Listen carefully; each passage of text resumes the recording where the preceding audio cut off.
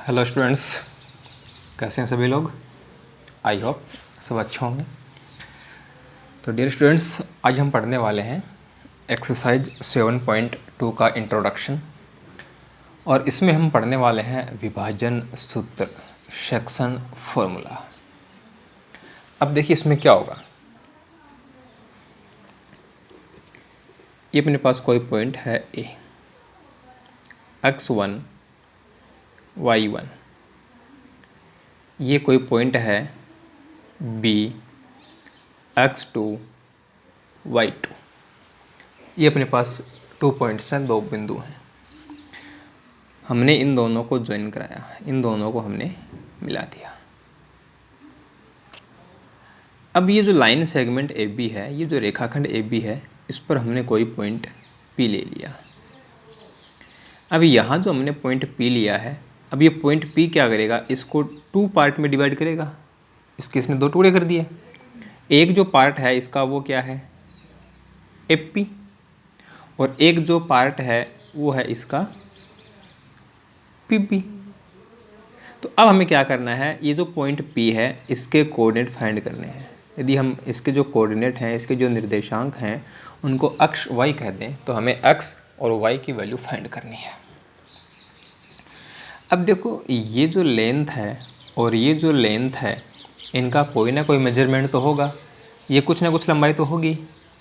तो AP, ये जो लेंथ है इसको हम बोल लेते हैं कि ये m है, और पी बी, ये जो लंबाई है, ये जो लेंथ है, इसको हम क्या मान लेते हैं, एन। ठीक है, ए पी को हमने एम कह दिया, पी बी को हमने एन कह दिया। यानी हम कह सकते हैं कि जो पॉइंट पी है, ये इस लाइन सेगमेंट ए बी को एम रेशियो एन में डिवाइड करेगा। भाई ए पी और पी बी, इसका जो रेशियो है वो क्या हो जाएगा, A P upon P B. ये इसका रेशियो नहीं होगा क्या, तो P एफ बी को एम रेशियो एन में डिवाइड करता है।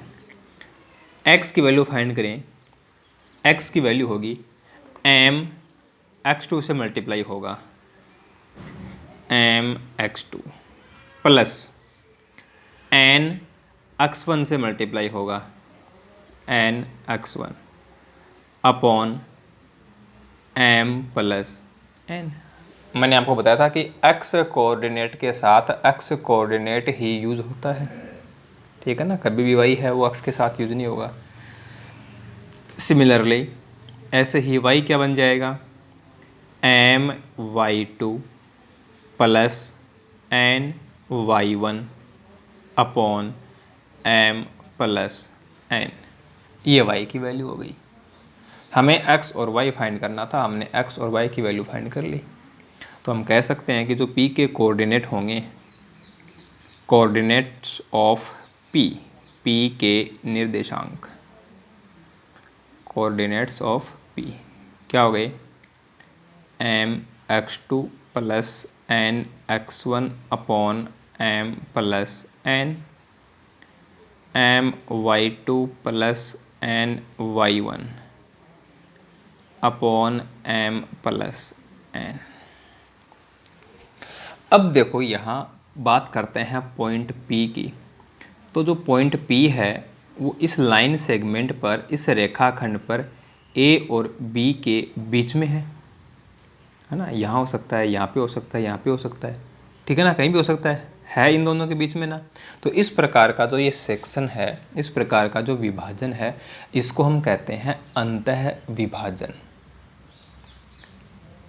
ठीक है ना, इंटरनल सेक्शन कहते हैं इसको। एक तो होता है इसमें इंटरनल और एक होता है इसमें एक्सटर्नल। एक्सटर्नल है वो अपने सिलेबस में है नहीं, तो हमें सिर्फ क्या करना है, इसी फॉर्मूले के बारे में पढ़ना है, सिर्फ इंटरनल सेक्शन के बारे में ही पढ़ना है। जो एक्सटर्नल सेक्शन होता है उसमें क्या होता है, ये जो प्लस है इसकी जगह माइनस आ जाता है, बस इतना ही अंतर है। इंटरनल है तो यहाँ प्लस है, और एक्सटर्नल है तो यहाँ क्या आ जाएगा, माइनस आ जाएगा। लेकिन ये अपने सिलेबस में नहीं है, तो उसके बारे में हमें नहीं पढ़ना, हमें सिर्फ इसी के बारे में पढ़ना है। ठीक है, अब देखो ये वैल्यू और ये वैल्यू यदि दोनों इक्वल हो जाएं, यानी एम इक्वल एन हो जाए। तो एम एन दोनों के इक्वल होने का मतलब है कि ये जो पॉइंट पी होगा ये इसको इसके बीचों बीच होगा, इसका मिड पॉइंट बन जाएगा, मध्य बिंदु बन जाएगा। ठीक है, तो जब पी है वो मिड पॉइंट बन जाएगा तो इसके कोऑर्डिनेट क्या होंगे?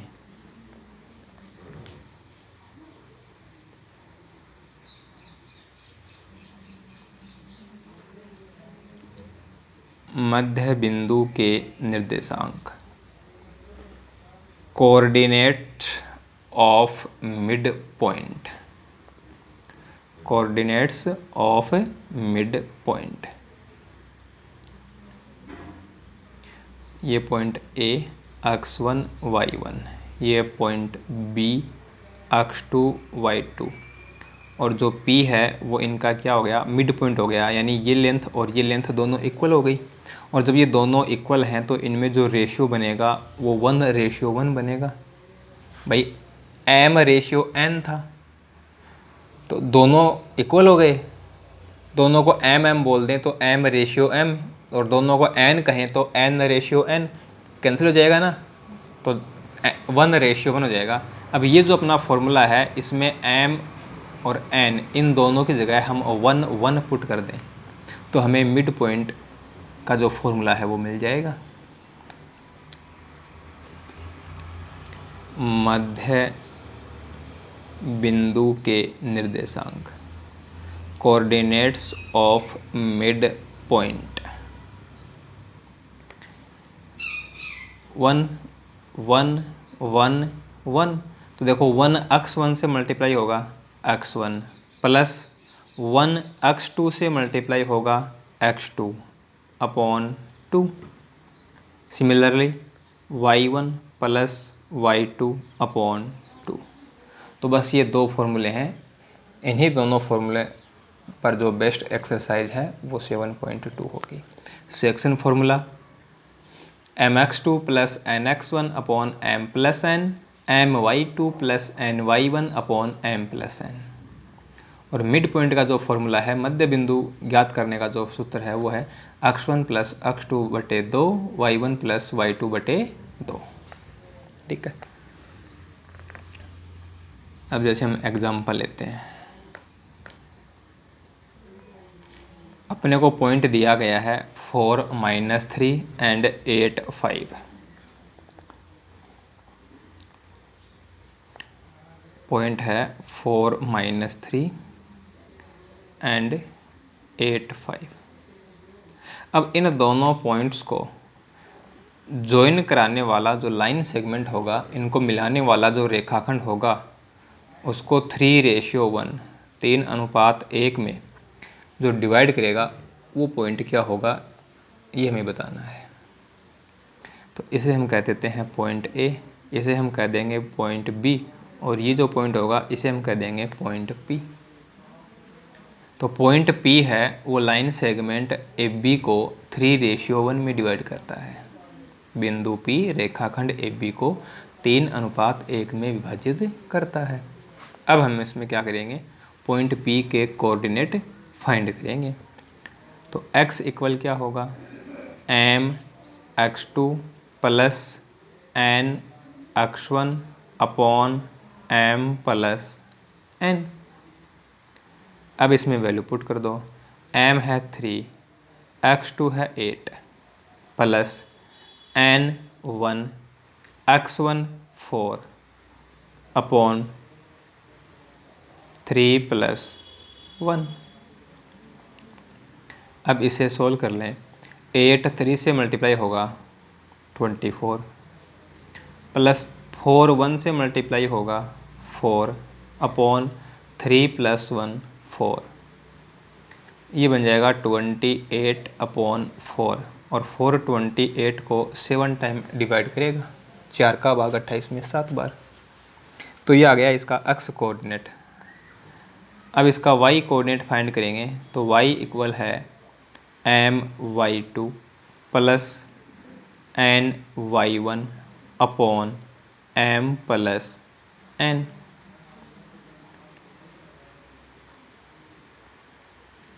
थ्री 5 से मल्टीप्लाई होगा, +1 -3 से मल्टीप्लाई होगा अपॉन 3 + 1। 3 5 से मल्टीप्लाई होगा 15 प्लस माइनस माइनस 3 1 से मल्टीप्लाई होगा 3 अपॉन 3 + 1 4। 15 - 3 12 है, 12 है अपॉन 4। 12 में 4 का भाग लगा देंगे 3 आ जाएगा। अतः अभीष्ट बिंदु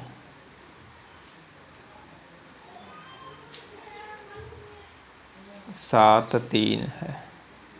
हैंस रिक्वायर्ड पॉइंट इज 7 3। तो किस प्रकार से हम सेक्शन फॉर्मूला यूज करते हैं वो हमने इस एग्जाम्पल में देखा है। नेक्स्ट एग्जाम्पल देखते हैं। एक पॉइंट ए है 4 5, एक पॉइंट बी है 6 3। ये हमें 2 पॉइंट दिए हुए हैं। कहा गया है कि दोनों बिंदुओं को मिलाने वाले रेखाखंड के मध्य बिंदु के निर्देशांक ज्ञात कीजिए।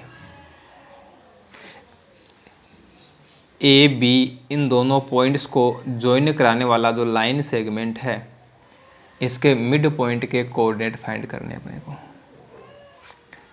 तो मान लेते हैं कि इस लाइन सेगमेंट का जो मिड पॉइंट है वो क्या है, पी है। ठीक है, पी है वो ए बी का क्या हो गया, मध्य बिंदु हो गया, मिड पॉइंट हो गया। तो हमें क्या करने हैं, कोऑर्डिनेट्स ऑफ पी ये फाइंड करना है। तो कोऑर्डिनेट्स ऑफ पी, पी के निर्देशांक क्या फॉर्मूला है, x1 + x2 upon 2, y1 + y2 upon 2। x1 4, x2 6, 4 + 6 upon 2, y1 5, y2 3। तो 5 + 3 अपॉन 2। 6 + 4 ये बन जाएगा 10, तो 10 अपॉन 2। 5 + 3 8, 8 अपॉन 2 ये आ गया। 10 को 2 से डिवाइड करेंगे 5, 8 को 2 से डिवाइड करेंगे 4। तो जो अपना पॉइंट P है, जो मिड पॉइंट है, इसके जो कोऑर्डिनेट्स होंगे वो क्या हो गए, 5 4 हो गए। ठीक है, अब देखिए पैटर्न चेंज करते हैं क्वेश्चन का थोड़ा सा। अपने वो पॉइंट दे दिए A and B. Point A है -6 10, पॉइंट बी है 3 - 8। ये अपने को 2 पॉइंट दिए हुए हैं। ये अपना 7th एग्जाम्पल है चैप्टर का। ठीक है, अब क्या बताया है, इन दोनों पॉइंट्स को ज्वाइन कराने वाला जो लाइन सेगमेंट है इसे कोई पॉइंट है -4 6, इसको हम P बोल देते हैं। तो ये जो पॉइंट P है वो ए बी को किस रेशियो में डिवाइड करता है, किस अनुपात में विभाजित करता है, ये हमें इसके अंदर बताना है। हमने पहले जो एग्जांपल लिया उसमें हमने रेशियो लिया था और पॉइंट P फाइंड किया था। अब जस्ट उसका ऑपोजिट है। ठीक है, वो अपना एग्जांपल 6 था, ये अपना एग्जांपल 7 है, उसका जस्ट ऑपोजिट है। यहाँ हमें पॉइंट P है वो गिवन है, पॉइंट P दिया हुआ है, रेशियो फाइंड करना है। अब रेशियो फाइंड करना है तो रेशियो को हमें एक बार के लिए अज्यूम करना पड़ेगा, मानना पड़ेगा। तो चाहे तो हम उसको m/n बोल सकते हैं और चाहे हम उसको k/1 बोल सकते हैं। ठीक है ना, चाहे तो इसे k/1 बोल दो, k/1 बोल दो, और चाहे इसे m/n, m/n कह दो, कोई दिक्कत नहीं है। Let P divides AB in ratio K/1। माना बिंदु P AB को K/1 में विभाजित करता है। ठीक है। अब एक बार के लिए हम ये भूल जाते हैं कि अपने पास पॉइंट P है भी क्या, दोनों पॉइंट हैं और रेशियो भी है। तो क्या हम पॉइंट P फाइंड नहीं कर सकते? बिल्कुल कर सकते हैं। हम इस बात पे ध्यान न दें कि पॉइंट P है, इसके कोऑर्डिनेट -4 6 है। तो क्या इस सिचुएशन में, इस स्थिति में हम पॉइंट P फाइंड नहीं कर सकते? बिल्कुल कर सकते हैं ना। और हमें इसके जो कोऑर्डिनेट हैं वो दिए भी हैं, हम फाइंड भी कर सकते हैं और दिए भी हैं। तो दोनों अलग अलग तो होंगे नहीं, दोनों सेम होंगे, दोनों कोइंसाइड होंगे, दोनों संपाती होंगे। तो दोनों के एक्स कोऑर्डिनेट आपस में इक्वल होंगे और दोनों के वाई कोऑर्डिनेट आपस में इक्वल होंगे। तो वहाँ से हमें वैल्यू मिल जाएगी जो हमें चाहिए। तो यहाँ देखो, हमने रेशियो लिया है K/1, तो हमें K की वैल्यू चाहिए। तो हमें दोनों कोऑर्डिनेट इक्वल करने की आवश्यकता नहीं है, सिर्फ एक कोऑर्डिनेट से अपना काम हो जाएगा। चाहे तो हम x कोऑर्डिनेट लेके चल सकते हैं और चाहे तो हम y कोऑर्डिनेट लेके चल सकते हैं। तो इसका हम x कोऑर्डिनेट फाइंड करते हैं। K मल्टीप्लाई होगा 3 से, 3K प्लस 1 मल्टीप्लाई होगा -6 से, 1 मल्टीप्लाई होगा -6 से अपॉन K+1। ये पॉइंट P का x कोऑर्डिनेट आया, लेकिन हमें दिया हुआ है कि इसका x कोऑर्डिनेट है वो -4 है। तो ये किसके इक्वल हो जाएगा? -4 के इक्वल हो जाएगा। अब इसको सोल्व कर लो, बस y कोऑर्डिनेट को लेने की आवश्यकता नहीं है। और चाहे इसको छोड़ दो, y कोऑर्डिनेट को ले लो, बात एक ही है। क्रॉस मल्टीप्लाई कर दें तो -4 है वो K+1 से मल्टीप्लाई होगा ना, तो -4K से मल्टीप्लाई होगा तो ये बन जाएगा -4K। -4 1 से मल्टीप्लाई होगा तो ये बनेगा -4 इक्वल 3K प्लस -6 1 से मल्टीप्लाई 6। अब हमें K की वैल्यू चाहिए, तो K की टर्म एक तरफ बाकी दूसरी तरफ। तो देखो 3K है, ये इधर आएगा, माइनस होगा, -4K पहले से है, -4K -3K ऐसा बन जाएगा। ये -6, ये -4 इधर आएगा, +4 बन जाएगा। -4K -3K -7K, -6 + 4 -2, minus minus plus. तो यहाँ जो K की वैल्यू होगी वो क्या होगी? 2/7। K का जो मान है वो 2/7, ये अपना रेशियो हो गया, 2/7 हो गया। Hence required ratio, hence required ratio 2/7 आता है अभीष्ट अनुपात 2:7। ठीक है, ये तरीका है। चाहे y कोऑर्डिनेट है उसको इक्वल करके हम K की वैल्यू निकाल लें, वो भी कितनी आएगी? 2/7 ही आएगी, ऐसा नहीं कि अलग होगी। ठीक है। अब ये जो पॉइंट P है इसको चेंज करता रहेगा। यहाँ देखो हमें पॉइंट P के कोऑर्डिनेट दिए ना उसने। अब क्या कहेगा? कभी इसको x एक्सिस पे बता देगा, कभी इसको y एक्सिस पे बता देगा। ऐसे इसकी जो सिचुएशंस हैं वो चेंज करता रहेगा। यदि ये x एक्सिस पे बताएगा तो इसके जो कोऑर्डिनेट्स होंगे वो x 0 होंगे, इसके जो कोऑर्डिनेट होंगे वो x 0 होंगे। तो y की वैल्यू 0 हो रही है ना, तो वहाँ हम जो इसके y कोऑर्डिनेट होंगे ना उनको इक्वल कर देंगे। यदि पॉइंट P को y एक्सिस पे बताया है तो पॉइंट P y एक्सिस पे है तो इसके जो कोऑर्डिनेट्स होंगे वो 0y होंगे, यानी x की वैल्यू 0 हमें पता है, तो दोनों के x कोऑर्डिनेट इक्वल कर देंगे।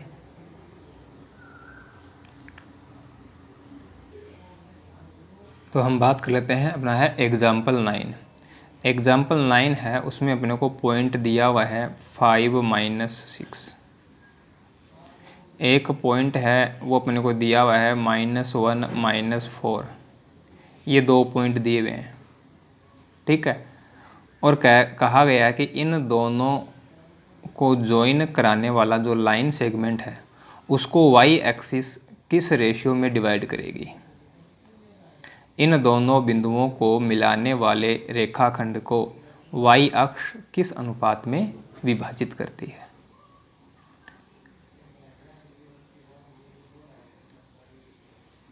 ये वाई एक्सिस हो गई,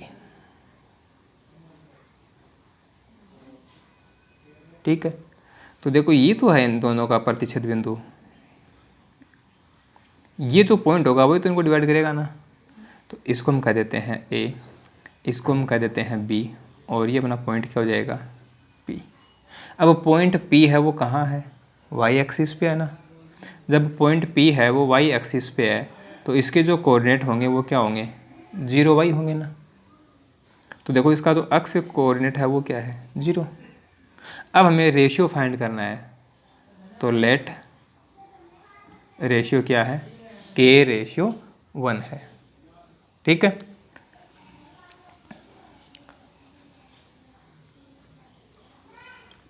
तो यहाँ अब देखो इसका हम y जो कोऑर्डिनेट है वो नहीं ले सकते, क्योंकि यहाँ हमें y की जो वैल्यू है वो नहीं पता, ठीक है ना, y अननोन है। तो यहाँ हमें अक्ष कोऑर्डिनेट ही लेना पड़ेगा। तो देखो 0 इक्वल k किससे मल्टीप्लाई होगा, -1 से, क्या बनेगा -k। 1 किससे मल्टीप्लाई होगा, 5 से, +5 अपॉन k+1, क्रॉस मल्टीप्लाई कर दो। तो 0 का मतलब है 0/1, तो 1 किससे मल्टीप्लाई होगा, -k+5 से, इक्वल k+1 0 से मल्टीप्लाई होगा 0। तो यहाँ जो k की वैल्यू होगी वो क्या बन जाएगी, 5 बन जाएगी। तो k की जो वैल्यू है वो क्या आई, 5। इसका मतलब जो अपना रिक्वायर्ड रेशियो है वो क्या होगा, 5:1 होगा। हैंस रिक्वायर्ड रेशियो इक्वल 5:1, ठीक है। अब इस एग्जाम्पल में आगे कहा गया है कि इस प्रतिच्छेद बिंदु के निर्देशांक भी ज्ञात कीजिए। Find coordinates of intersecting point also, यानी पॉइंट P के कोऑर्डिनेट भी बताने हैं। तो x तो 0 है ही, इसका तो क्या बताना है, जो y कोऑर्डिनेट है ना ये फाइंड करना है। तो यहाँ y की वैल्यू फाइंड करनी है। तो y इक्वल k किससे मल्टीप्लाई होगा, -4 से, और k की जो वैल्यू है वो कितनी है, 5 है।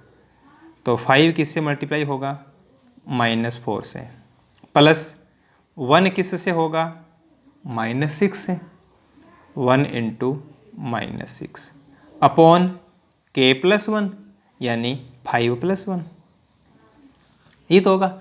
अब इसको सोल्व कर लो, ये हो जाएगा -20